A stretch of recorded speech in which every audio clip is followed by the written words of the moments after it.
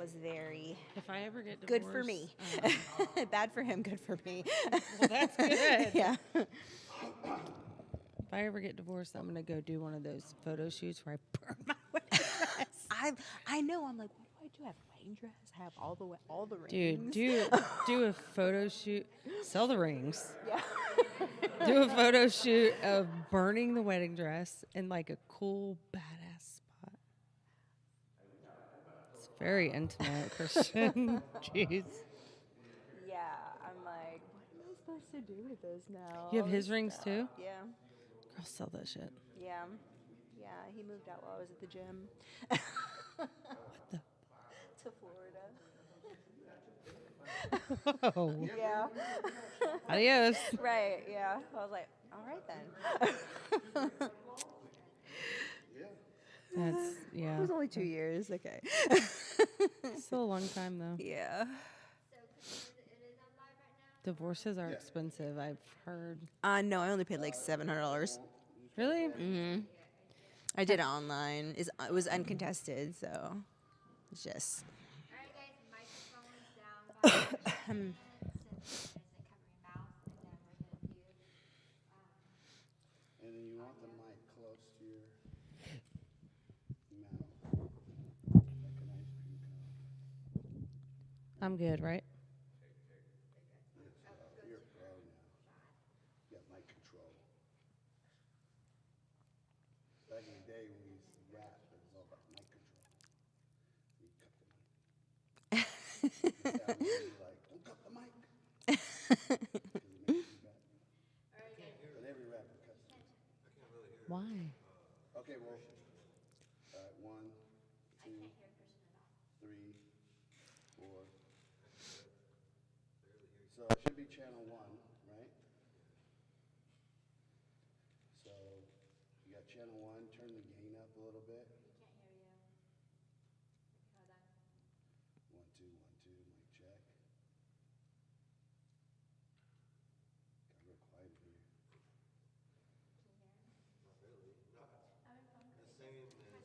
Hmm? Not near as loud as Crystal or Jamie. Okay, so hit mute, hit the mute Just a button on loud channel 1 individual. and see if it cuts me off. 1, 2, 1, 2, 1, 2, 1, 2, 1, 2, 1, 2, 1, 2. Does it cut me off? Yeah. Okay. Oh, now I think now it's better. Try again. 1, 2, 1, 2. It went off again. Okay, so that's the mixer needs to be clean. The mixer. I feel like it's.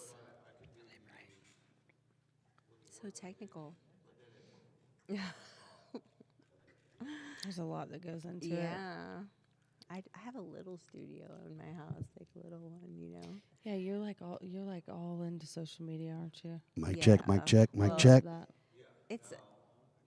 It's good. I mean, you can make some. It's a good side hustle. You can make some good money, spread a good message, you know, and then like help like promote, you know, places Yep. and do like fundraisers for people. Mic and- check, mic check. Yeah, it's good. Sound good? Cool. All right, so mic check. Now let's do Crystal's mic check. 1, 2, 3, 4, 5, 6, 7. Good. 1, 2, 3, 4, 5, 6. So delayed. Hold on, give me like 30 seconds. Sorry. One time she was doing the quality control, and she was like, "The person with the glasses, I can't hear them." And we looking around the room, we're like, "Ain't no one got glasses on." She was watching the wrong video.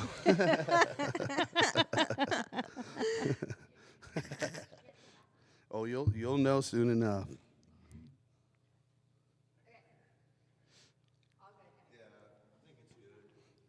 Okay. Don't you forget to put your little pouch in. Yeah, can't forget my crack, my legal dope. Let's do a little prayer, yeah? How about that? Yep. God, thank you that we're all together, that we're alive and living, that we have the means and the place to gather and to do this.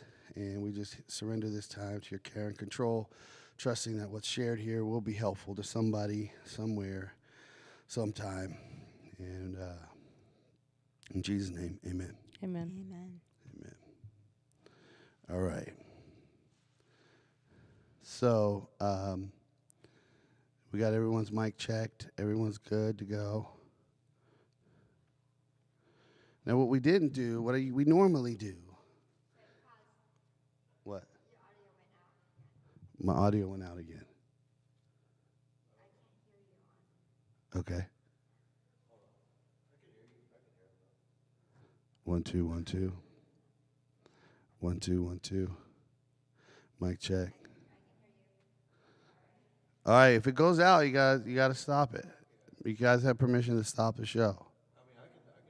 I can hear you. Okay. Let me double check something.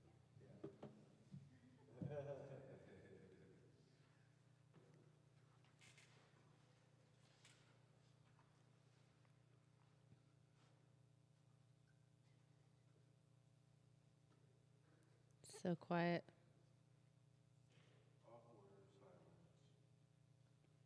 I love this wood thing back here. I know. Somebody did that for you guys? My cousin built that sign. Really? Yeah. My cousin Danielle Bonillo. Very nice. Thanks, Yeah. Danielle. Thanks, Danielle. Yeah. It's my most everything in this laboratory. That's the thing I want. Yeah. Yeah, it's really cool. Mm-hmm. He built it like nothing. Like I was just watching him. So usually, this show, I think we're going to kind of we don't have any formalities, right? Mm-hmm. We didn't go through the process of getting a bio from you. And, that's just more a testament to how disorganized I am right now. Yeah, it is what it is, though, right? Free flow of God. Yeah. Yeah. And sometimes, you're in a rhythm and everything's firing, and sometimes you're not in a rhythm, Mm-hmm. And so it is what it is.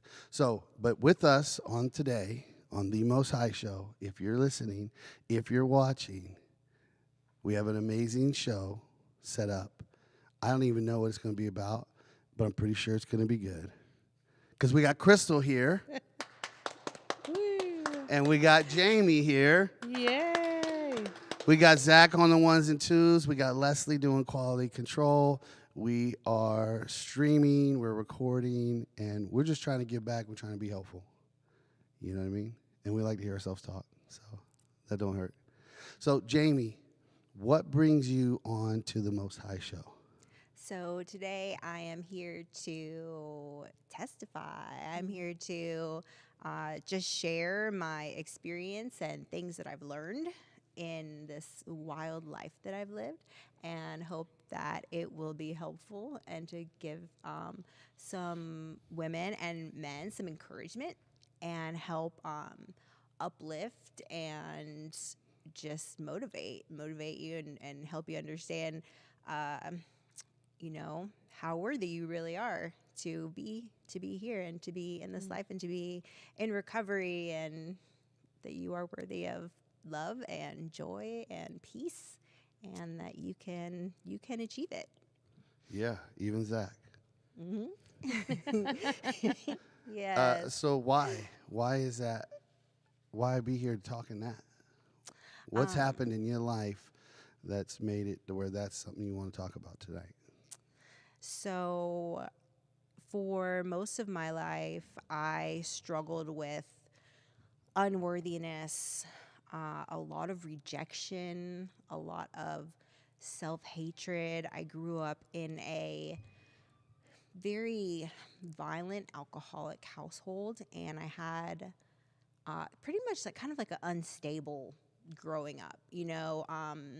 My father was Sicilian, and he was connected with the mob. So there was a lot of violence and chaos and things that I saw as a very young girl that young ladies should not be exposed to.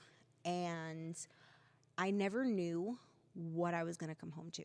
Was I going to come home to, my dad, and he was watching scary movies and we're making celery and cream cheese? Or am I going to come home to, violence and somebody getting in trouble or the cops being there or having to do a very quick move up the country or whatever it is. You know, I went to 12 different schools by the time I got to high school. Wow. So being a person who is has struggled with addiction, you know, I already really had trouble feeling comfortable in my own skin. So then having to move and meet people and trust people when I had this situation in my house where I never knew what was going to be going on, Right. I had to adapt, and I got some really interesting coping mechanisms. And my first addiction was actually escape. And I used that in different ways, whether that be reading, video games, food. Also, like every time I would move somewhere, I would like make up this like new identity. Like, oh, they didn't like Jamie over here, so I'm gonna make up Jamie over here, and maybe these people will like me, and Right. maybe they'll accept me, and maybe they'll love me. Because you know, in my household, it wasn't like a nurturing, and my parents were very young when they had me. I don't blame them, you know, at all. How young is very young? My mom got pregnant with me when she was 15. Okay, yeah, that's pretty young. Yeah. Yes. And so, you know, my earliest memory with her was her screaming at me, "I wish you were never born." My second memory of her is her crying. And I remember sitting on her lap and going, "Did Daddy hit you again?" And so very unstable, traumatic, a lot of rejection, abandonment. You know, it wasn't the kind of household where it was like, let's raise the child and put our time and love and effort into her. It was, you know, they were just in survival themselves. Right. So. But you said like there were still those moments when you would show up and it was, what was it, celery and cream cheese and scary movies, and there were still beautiful moments within all of that Absolutely. chaos. Yes. Yeah, yeah. You just never knew what you were going to get. Yeah. Yeah. You basically grew up with them, you know, which is hard. Yeah. Very hard because, you know, they're trying to figure out life and then trying to figure out life with a kid. So I had my daughter when I was 19, which is a little bit older, but not by much. And I was still, you know, wanting to party and all in my active addiction. And you know, I saw this meme the other day. She's now 12. And so I saw this meme the other day and it said, you know, this is just the gist of it, but it was saying, you know, sorry that I had you at such a young age. Like, you saw parts of me that were unhealed, and I'm basically just apologizing. I screenshotted it and sent it to her. Like, I have a good relationship with her, but I get it. Like, I understand having a kid young it's tough, man. Very tough. Yeah. I was 23 when the first one came. A little bit older. Still kind of young though. Yeah. But I'm like perpetually freaking 12. So, you know what I mean? Like, even to this day. even to this day. I'm 14 actually now. Okay. Yeah. Moving up. Yeah, I'm moving up in the world. So growing up in this unstable, you know, like I was talking to somebody, was filming down in Florida, and somebody was like, yeah, you know, I often hear other addicts and alcoholics say, I grew up in a pretty normal family, you know, my dad would beat me, and, you know, and it's like, no, that's not normal. When did you realize that the way you were growing up wasn't quote unquote normal? How about we use a better word, healthy? Oh, I thought everybody was going through what I went through. I had no idea that I had any kind of different circumstances, you know, except for the fact that I knew that I couldn't tell anybody about certain things, Yeah, you know. the family Right. secrets. Yeah. Yeah. But yeah, honestly, it really wasn't until like just the last couple years, you know. I have 8.5 years free from the bondage of addiction. 8.5 years, that's Yeah. good. And Am I the only one clapping for 8.5 years? Let's go, baby. Come on. And Got a yeah, bunch of people here with 30 days. They don't even know what 8.5 years looks like. it really is achievable. My first meeting I went to, somebody walked by and they said they had 89 days sober, and I was like, "You're a liar." So I get it. So 8.5 years of continuous recovery. Yes. But it's really been just the last few years that you begin to really unpack this kind of stuff. Absolutely, with my trauma and things like that, and Yeah. Does realizing. that give you hope, Crystal? How much clean time you have? I'm about to hit 4. Yeah. But yeah, people, yes, everything gives me hope. As long if somebody's growing, that's what matters. you Yeah. know? Sometimes, because I feel the same. Like in the longer that I've stayed, it's like there's more. There's like you keep going, right? Just keep growing, right? And sometimes I'm hesitant to share some of that because I don't want somebody thinking like, here's somebody with 12 and they're still freaking miserable. You know what I mean? So, but Listen though, that's life. it is. It's life. And I also think it's a testament to the like what really like how long this stuff takes, right? So, what changed a couple years ago? So, my first 4 or 5 years was really just, because when I came into recovery, I was homeless, right? I had nothing. I walked into a sober living facility, this house with like 13 girls in Athens, Georgia. I was like, what is this, a sober sorority? Like, what is this? I've never seen this before. And, I had four shirts and 2 pairs of pants and a pair of shoes, you know what I mean? Like that, I had nothing. So the first like 4 or 5 years was really me rebuilding, like building, we call it like recovery capital, right? Like a stable house, like, place, housing, job, car, insurance, off probation, right? Like paying off fines, right? And I did work steps. I worked, many different variations of the steps. I'm a huge believer in 12-step programs. Also, my faith is huge for me. And I did start to, we call it peel off the layers of the onion, when I was working the steps and growing my relationship with my higher power, who I choose to call Jesus. And but it was like, it really wasn't until I started really being outspoken in recovery on like social media and as a recovery coach sharing my story that I realized that this wasn't normal. The stuff that I had been through wasn't normal. Like the faces of people when I would share things, and I would be like, "What? Isn't that?" Like, you didn't go through that too? What do you mean? Yeah. And but it gave me a lot of like boldness and courage and encouragement, and it was like processing and healing, and I got to meet a lot of women who had been through a lot of the things I had been through. And because, a lot of my stuff in my addiction, I'm also in recovery 7.5 years from sex work. Okay. So that was like a huge part of my story. Yeah. So that was, where I found a lot of my value and worth and, survival and all these things, and always needed to, it was like, how I survived basically. Right. So, And that's a whole like show right there. Yeah. Because I have some friends, similar situation, and that was the way they were living, and then they get clean or sober or maintain recovery, whatever word. But that's the way they know how to make money. That's the way they know how to exist in society.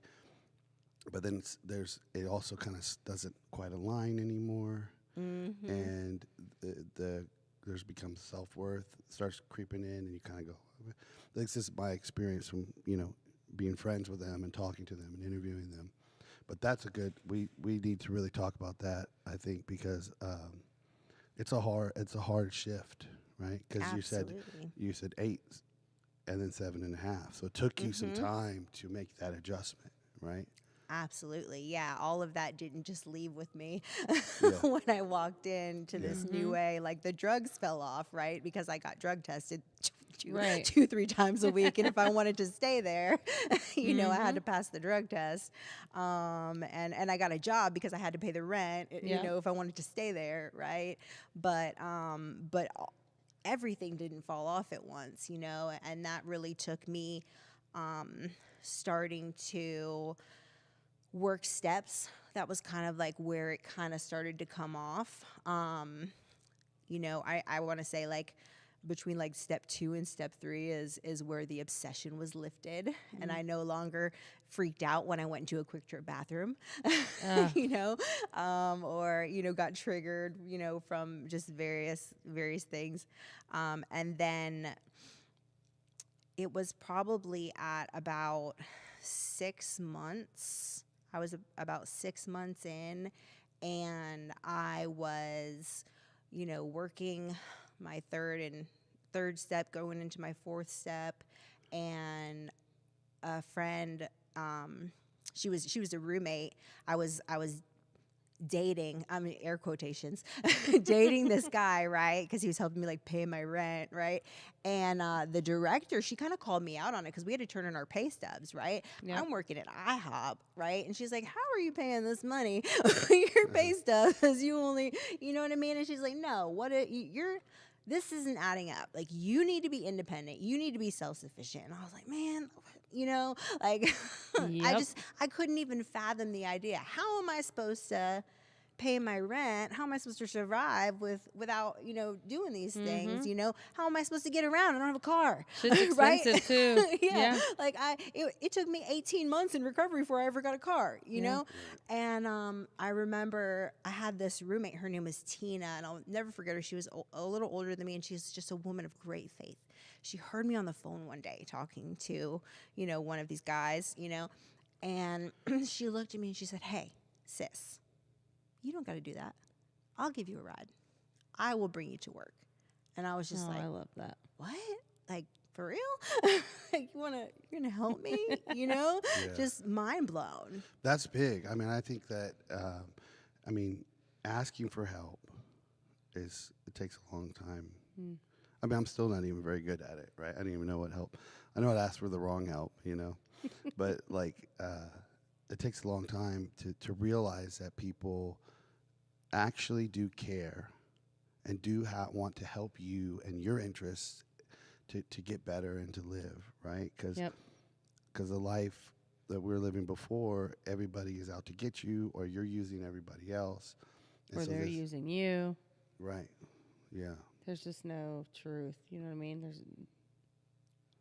Nobody's genuine. Yeah. So she steps up and decides to help you out. Mm-hmm. Yeah. And she kind of just took me under her wing, you know, and she, like I said, she's a woman of great faith. She was very versed in the Bible, and she began teaching me about like prayer and faith. And I grew up in a denomination that is very works-based, you know? So I didn't really know much about like relationship or Right. anything like that. I just knew, well, if you do this and you do this and you do this, then you'll go to heaven. Yeah. You know? So, It's like like check. yeah, check the boxes, say these prayers, and you're forgiven. So yeah, she taught me about it and taught me about having faith and what that meant. And one day she brought me to this church, and it was nothing like any church I had ever been to. It was a very amazing. It was an apostolic church, and it was yeah. very That's a like hard shift. wild worship. Yeah, like it was just like I never seen anything like it before. Dancing and singing, and you know, it was just so beautiful. And they asked at the end, "Does anybody want to get baptized?" And it was literally like my hand just shot up, just shot up, and they took me in the back and put me in this freezing cold baptismal pool. I mean, it was amazing. They had to dunk me twice because I didn't go under the first time all the way out. No way. Like, really had to dunk you? I always joke when I baptize someone. I was like, I'm going to dunk you twice. But you actually had to be dunked twice. Yes, they Whoa. actually did. And then after they, there was like 4 or 5 women that came and they laid hands on me and they prayed over me. And I never felt this kind of like, this like power over me, It was amazing. This just like Holy Spirit presence. And they started like, prophesying over me. And you're not going back to that old life. You're not talking to those old friends anymore. You're going to have new friends. You're going to have a new life, and everything is going to be different. And do not look back ever again. And it was like they knew, like they knew. It was wild. And it was like ever since that day, I had like literally like fully surrendered. I was like, less of Jamie and more of Jesus. I'm ready. I'm all in. And it was literally right after my 3rd step. So it was literally like, just fell right in line. Well, it's the power of a spiritual experience, right? Which is different from a spiritual awakening, right? But a spiritual experience can really shift you and transform you. But it's different than an awakening, right? I think the awakening lasts. Sometimes spiritual experiences will fade after time, right?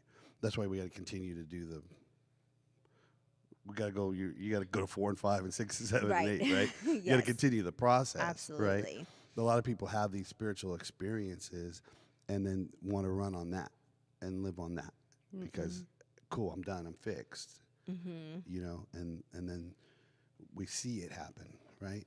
And then it's almost like bears worse testimony to the power of a spiritual experience for anybody, right? Yeah. Right, because, well, yes, I mean, you have to continue, to die daily, to crucify your flesh and, work those steps, the 10, 11, 12 every day, right? You have to continue to do that. And it was just amazing. Like, it was just, things just fell in line between the recovery steps and my walk. That's with how you God. know it's God. Yeah. That's what I always say. Like there was a topic the other night on a meeting and we were talking about, God's will. And, I'm like, ultimately, like, I know what God's will is for me is to be a good human. I mean, and so at the end of the day, for me, like, when things just happen or they just fall into place the way that they're meant to, like, that's how I know it's God. I don't question it. I just go with the flow and just keep living, Ride the wave. Yeah, just keep on going. Yeah. Yeah, somebody said, it's never been God's will for me to go get like a bag of dope. You know what I mean? The Lord's never led me to the dope man. You know what I mean? Know Like I what the led devil myself. has. Yeah. Absolutely. And, a lot of that, like moving forward for me, learning my worth and my value and that it didn't lie in how much money I made, right? But it lied in, like what I thought about myself and what God thought about me, right? Which was something that was really hard for me to kind of like get to because it was like, step 3, turn your will and your life, your thoughts and your actions over to the care of God, right? Well, okay, so I'm doing my 4th step and I've got a 5-star notebook, you know what I'm saying, full of resentments, fears, and 3/4 of it is my sex inventory. Okay. And I'm like, all right, God, so I'm supposed to turn my will and my life over to you. I'm supposed to trust you. But look at all this stuff that I've done. Like, how do I know what you even think about me? And the next day, I went over to my mom's house and my daughter was there. She's beautiful, 5 years old, hair's a mess. She's got food all over her face. She's scribbling with a crayon, and I'm just looking at her in this like adoration. Like my heart is just beaming. Like she's the most beautiful thing I have ever seen with food all over her face and hair a mess and scribbling with a broken crayon. And God said to me at that moment, that's how I look at you. And that was just the start of me realizing that there was a lot more to Jamie than I knew. Right. Dang. Yeah. I feel like I get those moments like periodically, like consistently. Mm-hmm. You know, I get those like kind of emphasis on, yeah, no, I still, Mm-hmm. you know, like it's taken me a long time to realize that anytime I've gone to God, that the response is always love, Mm-hmm. right? It's always, and I think that's really hard. It's hard to even know how do you relate to something that's like that, right? That you can fully trust, you know, like I have some beliefs on what I don't know what God is, right? Right. But I do know that its response is always love, Mm-hmm. always. You might not understand it, but Mm-hmm. Yeah, and then we could really trust it, you know. And there's a part in our literature that says that he failed to enlarge his spiritual life. mm-hmm. And I had an experience with somebody recently, and watched them go back, and I that saying kept popping in my head. He failed to enlarge his spiritual life, and it just got me thinking, like, okay, I need to talk about what I do know, and what I do know is that you can always return. We have to get really comfortable with the fact that you can always return to whatever God is. Yep. Mm-hmm. Always. And I'm even of the point where I'm starting to think it doesn't even matter in what state, what you call it. In the beginning, it don't matter. It's come on, we're gonna work this out. Right. Let us sit and be reconciled, right? Mm-hmm. Yeah. Yeah. Yeah, I love that because, for a long time, like in my first couple of years, like things that would happen that obviously I didn't agree with or that were in my will, it took me a long time to get to the point where, like, when things don't go my way, I'm just like, okay, and move on. Because, at the end of the day, like, I might not understand today why this is happening, but God does. And there's a reason for it. And, that when you fully put all of your trust into God, Yeah. great. Things start to open up. Yes. Yeah. Life seems way smoother. Just, Mm-hmm. Yeah. I'm so grateful I didn't get everything I prayed for. So Right. grateful.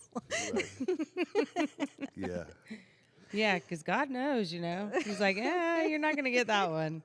But it was, probably to protect you in some Yeah. way. Every prayer gets an answer. It's just not always yes. Yeah. Right. Yeah, it's either yes, no, or not yet, Right. Right. Right. Yeah, there's no like hold department. We're just like, yeah, we don't know what to do with that one yet. Yeah. Yeah. So you have these experiences early on, but like you said, it took some time for you to really begin to address the trauma. And one of the topics that you chose for tonight, these dismantling false beliefs. Mm-hmm. And these early childhood experiences subconsciously cement false beliefs that we don't really know. They're kind of like puppet masters in the background. So what did you do, like, practically when these things started to show up? What did you do? What was your process for dismantling it? So in the beginning, I did some kind of like inner deep therapy. I don't know what you call it. Maybe scientifically they call it cognitive behavioral therapy. I was in a 4-year discipleship under a pastor who was my counselor, and so he called it Holy Spirit ministering. So what I did was say there is a rejection. Like, for example, when I talked about my mom, the first time that, the first memory I had of her screaming at me, I wish you were never born, right? Like, I had such a deep wound of rejection there Right. that caused me to want to feel accepted in unhealthy ways because anything was better than nothing. Rejection. Right. Right. So what I did was anytime that, I felt rejected, I would write it down, like the rejection, and then I would go into prayer and think, well, when was the first time that I felt that rejection, that feeling of rejection, which was my mother? You know what I mean? Always went back to that event. And then to look at that event and ask God, what is the truth in that? Like I think my mom didn't want me. She didn't want me to be born. That's my belief.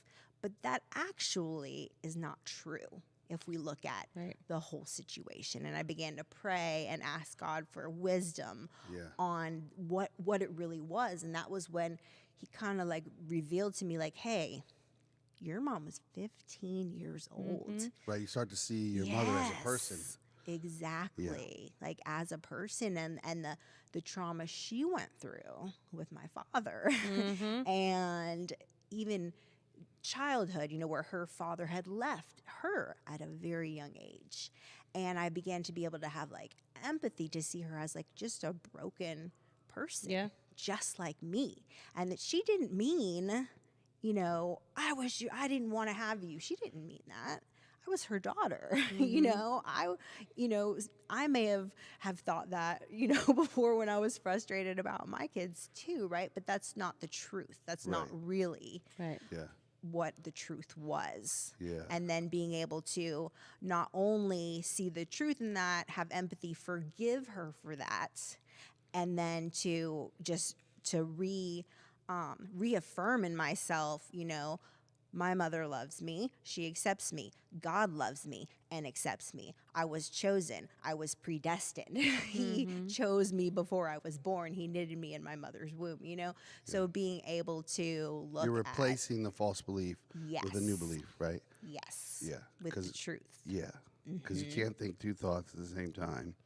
And when you dismantle one, if you don't put something back there, right, Right. to rebuild, to reinforce that. So this was an inner process.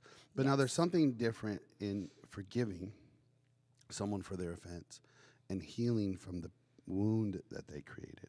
Did you find that true too? Yes, absolutely. And it is still something that I struggle with also. It's especially because at 90 days sober, my mom actually took custody of my kids from me. And I was living in the sober living. I actually stayed in sober living for 3.5 years. Oh, Wow. It was, yes, nobody get looking in a at it. rush to leave sober living. The way that ours was set up, it was kind of like on like a campus, so we had step up houses. So I went from a house with 13 girls to a house with 4 girls to a, 2 Right. people, and then finally my own apartment, but still on campus where I still had, oh, it's a cool system. Yes, very. It was amazing. And then I was, very involved sponsoring women and all of these things. So I stayed very, very involved in that 3.5 years. But fun fact, in the state of Georgia, when you live in sober living, you are considered homeless. Right. So when I tried to fight for custody, I lost. And by the time I did move into my own place, which was 5 driveways down into the townhouses where the staff of the sober living lived, which is still where I reside Still your own today. place. Like my kids had already been with her for Right. so long that I wasn't gonna uproot them and be like, no, you've been with her since you were born. Come with me now. Oh, wow. So Do they Yeah. still live with her? they do. My daughter still lives with her grandparents too. Yeah. Yeah, but we have a much better relationship. But it did take my mom 5 years to literally like let her guard down and open her arms, back to me and say, she was like, you can come move back in. And I was like, nah, Yeah. I'm good. I'm not coming to move back in, but Yeah. I'll come stay on the weekends. And we began to co-parent, Right. So Did you find that, has that been true for you when you're with your situation and your experience What? with your daughter and living with her? Yeah, so at this point, Braylee is old enough that it's her choice. And, if she wanted to live with me, she knows that she could say that and it would happen. But I don't feel like it would be fair to her for me to just yank her from where she's literally been her entire life, because what is that? That's she's going to resent the hell out of me for that. And then it strains our relationship. She doesn't want to be there. She's miserable. I don't want to deal with that. Yeah. I don't want her to deal with that. So, yeah, I mean, it's a very tough decision. It's because, you know, for the longest time when I was in active addiction as a parent, one of the reasons I wanted to get sober was so that I could be a mom. And now that I'm sober, I'm like, when's this going to happen? Yeah. But, you know, it's God's timing. So, you know, she says that when we buy a house that she wants to live with us. But, you know, if it's God's will, it'll happen. Yeah. I mean, this is an important topic too. Absolutely, because there is so much mom guilt. Because that So was much. yes, that was mine too. You know, I mean, like I literally gave my kids to my mom, like when I was in addiction, right? Because you know, and there's no shame in that either, because a mother's job is to take care of her children, and if you're not well enough to take care of your children, good for you for putting Right. them in the Not care of dragging them through someplace it. safe. You Yep. know. And then also coming into recovery, you know, it was almost like a spiteful, like, I'm going to get my own place and I'm going to get my kids back and we're not going to talk to you anymore, you know?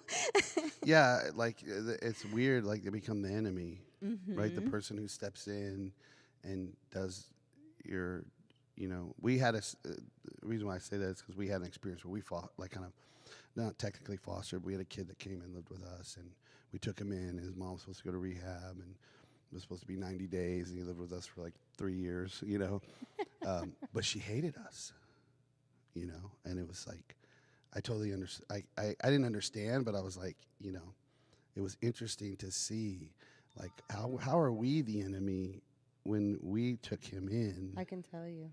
How? Because you're doing something that she's not able to. I hated, for the longest time, I hated my her dad's parents, you know, because they're getting to do what I wish that I was able to do. And for so many years, I didn't know how to get out of addiction. I wanted to, but I didn't know. I couldn't find a solution. I could not find what I needed, you know, what I needed. And it took time, and it took me try after try after try. But, you know, yeah, you do become the enemy, because it's like you are able to do what we want so badly to be able to do. It's just we can't, most of the time, you know, we can't figure it out. Yeah. It's tough. Yeah. Well, if anyone's listening and going through this, you know, you can reach out directly to the show, contact at the Most High Show. You got two strong women here who can help to talk you through this process if you're in the middle of this.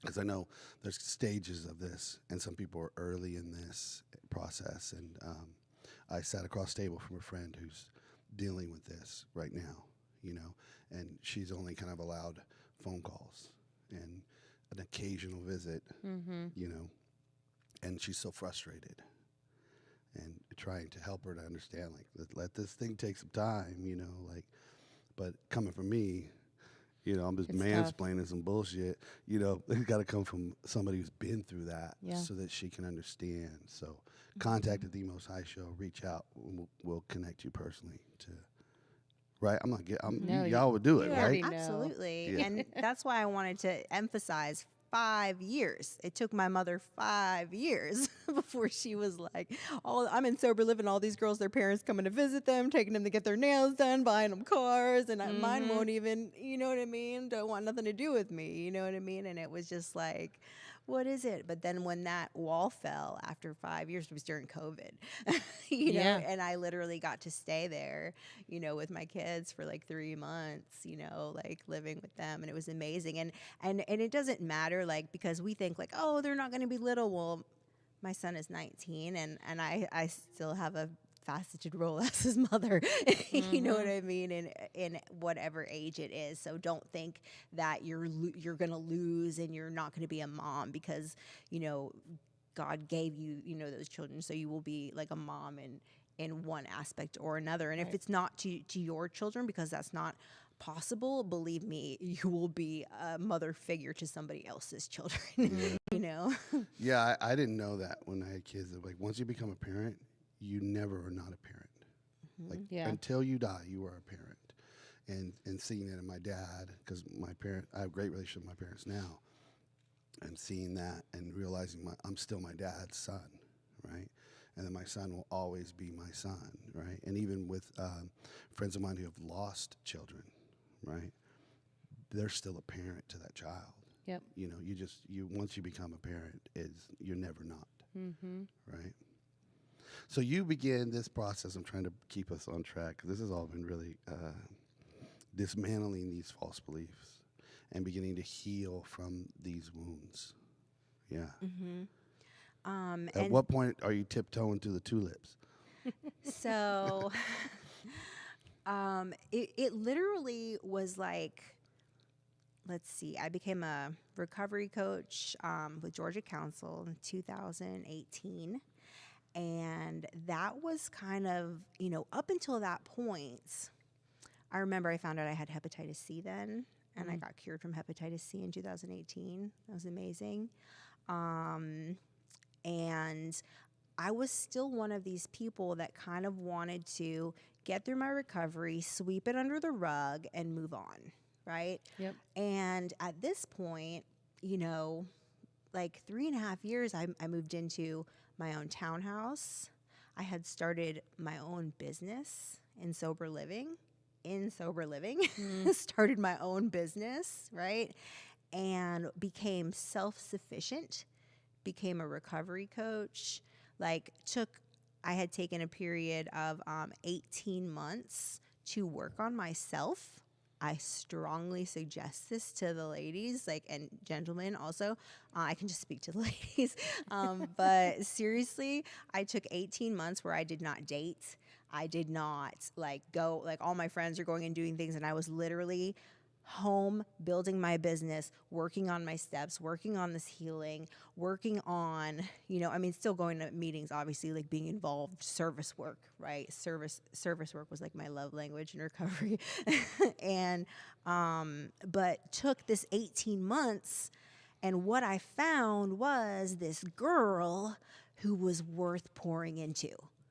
I was like, oh my goodness, why do I want to sweep all this recovery stuff under the rug and act like it didn't happen?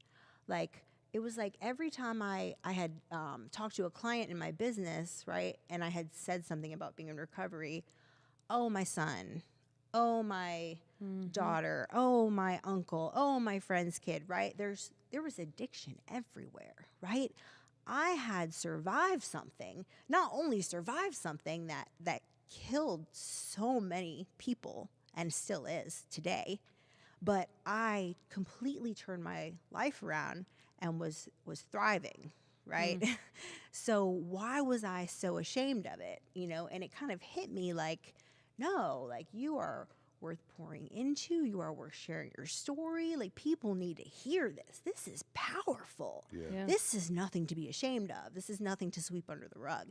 And so that started me sharing, on social media. And I just started doing little lives or whatever. And I would do morning lives and do my devotionals or whatever, or just share some kind of encouragement. And the feedback that I got was just mind blowing to me. People, on the other side of the world, I was going to relapse today and I saw your video, I wanted to kill myself, but I saw how you made it through this and I did it. Powerful, so powerful. So, that was another false belief that I need to be ashamed of being in addiction, right? No. What's it? We shall not regret the past nor wish to shut the door on it. Right? It becomes our greatest tool in helping other people. Yeah. And so taking this... When you've healed from it. Yes. Yes. Taking this time, right? No dating, no nothing. And, believe me, I used relationships just as addictively as I used drugs, Boy, right? Yeah. So, really, taking this time, it really, it allowed me to see not only my value and my worth, right?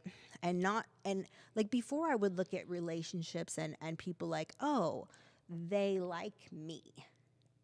They think I'm pretty, right? But when I began to heal, and work on myself and realize that I was worthy and I was valuable and I was special and I was priceless, I began to see it as if I like you,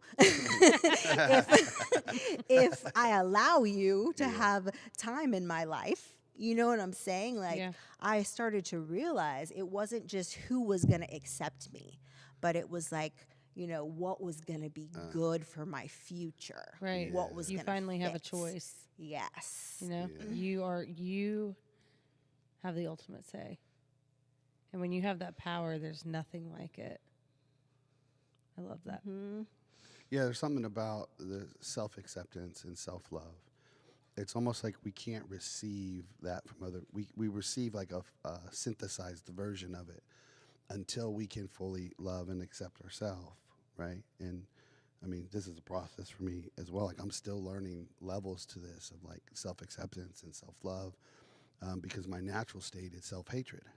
I mean, fundamentally, that's if I don't do anything, and I just try to, get money and live a life, right? And I don't do any trying to spiritual development or honest self-reflection or honest relationships with other men, then my default, I will always go, I always veer right back to that self-hatred, and learning how to love yourself and accept myself has opened it up to where now all of a sudden I realize, oh, well, this person actually does appreciate me, does love me, is wanting to help me, does have but it's weird, right? It's like a paradoxical thing because until I can fully receive it for myself, I can't authentically receive it from other people. Absolutely. Yeah.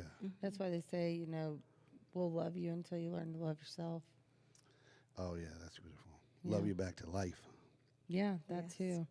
I think that is probably one of, my favorite parts of recovery is like getting my power back because the mom guilt, the mom shame, really was one of the biggest, driving forces for my addiction. And so, finally getting to a place in my life where like accepting that truth and yeah, I did do these things and I wasn't there for my daughter and I did hurt her and I, did act in selfish ways every day of my life. But being able to accept that and saying, but that's not who I am today. Who I am today is a child of God. I am a mother. I have a good relationship with my daughter. I can show my daughter that living a life is worth it. Like I can be a vessel to other women who have gone through the same thing that I've gone through or are going through the same thing, and I think that the power and connection is just amazing. Like if women connect with women, men connect with men, and then, people just connect with people. And so for me, that's another part of recovery that I just love is the connection because it's like if somebody's struggling and they, for example, your videos, somebody's struggling, they see something, they connected with you in that video and it probably saved their life on that day. You know what I mean? And that is just like having that power is, and that's God, God for me, like God works through me and works through others in my life. And I love it. I love every bit of it. Yeah. Here for it. I don't know when he decided not to burn bushes anymore, but you know what I mean? A burnt bush every once in a while would be nice, you know what I mean? Or a cloud, or a lamp, like now it just comes through other like fouled humans, for me. Yeah, it's very natural, the language of God. For me, that's my experience, I want those experiences and those white light moments, and I always get, what's in front of you? I'm always like, damn it, not this answer again. What's in front of me, Start dude? looking in front. Yeah. But that's a relationship, right? Like, and a consistent, message of love and continuing of saying, what's in front of you? What's in front of you? And know, it's like, when you're in navigation and you make a wrong turn, and the nav just goes rerouting. Yeah. That's it. Over and over and over. It doesn't again. go, hey, dumbass, you made a wrong turn. It just goes rerouting. Don't worry, we're gonna get you there. And you turn again, and and then the nav goes rerouting. It's getting you. It's gonna get you to where you're gonna get, right? And no matter how many wrong turns you take, it's just okay, cool. We're rerouting, you know. But I wanted to develop a navigation that like talks shit, you know, when you turn wrong. They have that, don't they? I don't know if they do, but I thought that'd be I funny. think I'm sure they probably do. It'd be Maybe. funny, like if you had Cat know- Williams like talking shit at you when you made a wrong turn, you know. I want to say Waze has some pretty cool different. I don't know if Voices it and like stuff. talks shit, but Yeah. I don't know. I You'd know they to have an Google it. Australian guy. You have an Australian? Do you have him? My mom has him. My mom has been single since 2006 Oh, when my she's father like, I like passed. And this, yeah. she's man crazy. So she has an Australian thing, huh? They do have cool accents, though. Yeah, they do. So it's interesting. We're probably start, wrapping it up. We definitely need to do this again. And I appreciate for anyone listening. You know, Jamie, you drove about 2 hours or so to get here to be here tonight, Dang, girl, that's dedication. and you got to drive out of the darkness of where we're at here in Cherokee to get back. So greatly appreciate you doing this. But it's interesting talking about rejection because on my drive home today, that's one of the things I was marinating on, and I called a brother, and he was like, you know, when you feel rejection, when I feel rejection, I am rejected, right? Like if I'm feeling it, it is real, right? Like even though it technically isn't, right? But if I feel it, like my body and my mind and my emotions will respond to that, and it's so interesting the small things that are becoming aware to me that they've been little issues in my life, and I'm realizing, oh, that's rejection. And I don't like the feeling of rejection. And so what I want to do is immediately not feel rejection. So I will do whatever it is. Unhealthy coping mechanisms, music, call a friend, some healthy coping mechanisms. But the thing I'm not doing is sitting in the emotion of rejection and actually feeling it and feel that sinking feeling of my heart kind of dropping into my gut, which is like so scary to me. But it's like I'm realizing now that the thing that I've been fighting, which is feeling it, is the path through it. You know what I mean? Like, especially with this thing of rejection. Because I grew up kind of with, you know, probably not to the extreme of you, but, you know, like of that unbalanced, unsure, you know, alcoholic father, not sure who I'm getting when I walk in the room, and learning very quickly how to put on fronts and masks and personas to exist in the world, you know, and somewhere here I am lost in all of that, right? So, you know, and this is like for me, it's 12 years, right? And it's not hard to get 12 years. You just don't use and drink. That's it. And they'll give you a fucking chip. It's not hard. But what is hard is actually growing and healing. And that's what you're talking about here with this dismantling false beliefs and continuing to do that work. And looking at like the steps being your foundation, but then also expanding your spiritual life, right? And becoming open to a new way of thinking and a new method, a different framework that might help you. Because all these different frameworks, we need all of them, right? At least that's what I found. I need all of them. Oh yeah, absolutely. And the you know, rejection will hold you back from the fear of rejection. The trauma of rejection will hold you back from achieving your goals, your destiny, your purpose, right? Because you'll never want to step out of that comfort zone. Oh, yeah. You'll never want to like shoot for the stars for your dreams, you know. Or even write a goal down. Like, why even have a goal? Because I know I'm not going to make it. Right. So I'm just going to keep it small. Yeah. Yeah. So it's so like so important to like to heal those wounds and those traumas, and I just feel like it's like learning your identity, like truly learning your identity, your worth, your value, achieving things you didn't think you could achieve, you know, like for me to be like I say self-sufficient, but don't misunderstand the fact that I pray through everything. I can't even go to the gym without praying. Please God It's help all me a with this grace. leg day. Yeah, You know. Yeah. But like being able to be like a self-sufficient woman, I pay my rent. You know, I pay my car note. I have a savings account. You know, I have insurance. I go on vacations, right? Yep. And I do this being a single woman, right? Like, and I don't have to do things that make me feel bad in order to achieve any of these goals. Right. So that is the miracle. Yeah. Love that.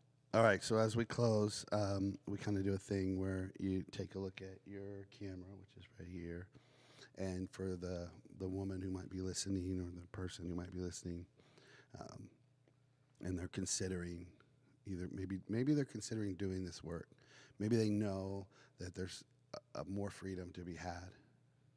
What would you say to that person? I would tell them that they have no idea how valued and loved and worthy you are. You have no idea that you are priceless, that you can achieve anything that you want to achieve.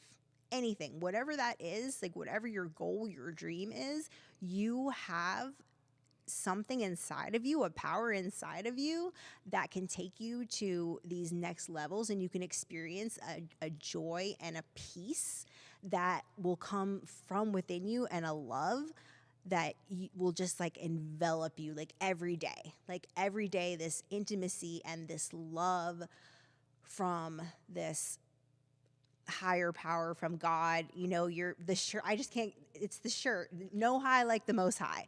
I have never felt an intimacy like I have felt with God. If, you know, and it takes doing this work to be able to receive all of the love, and you deserve it. Amen. What about you, Crystal? You got something? You want to draw some gems? You spit some game real quick? You got one bust a rap or something? Well, I would just tell